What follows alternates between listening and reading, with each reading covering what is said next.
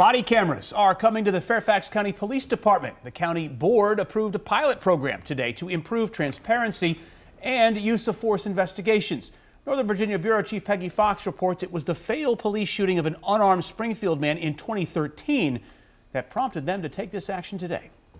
That unarmed man was 46-year-old John Gear, who was shot while he had his hands up in the doorway of his home. It took more than a year for the county to release the name of the police officer who shot him. The county stonewalled the releasing of the results of that case. They knew it was wrong, and they did nothing about it for 17 months, which was a travesty. Jeff Stewart was John Gear's best friend who witnessed the shooting.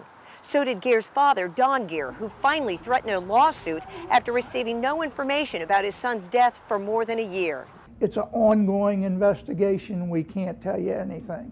After 15 months, that's ridiculous. The involvement of Senator Charles Grassley and a judge finally got the county to release the officer's name. Adam Torres was indicted. He pleaded guilty and served time.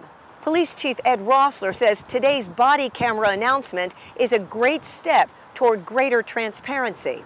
How do you think body cameras might have helped the investigation there? Well, that investigation was thorough. We put over 12,000 pages of it online for transparency. Clearly, I terminated the officer. The officer was indicted. They did have a thorough investigation. It's just nobody was made privy to that information for nearly 17 months. The lack of transparency led to the appointment of an ad hoc committee on police policies.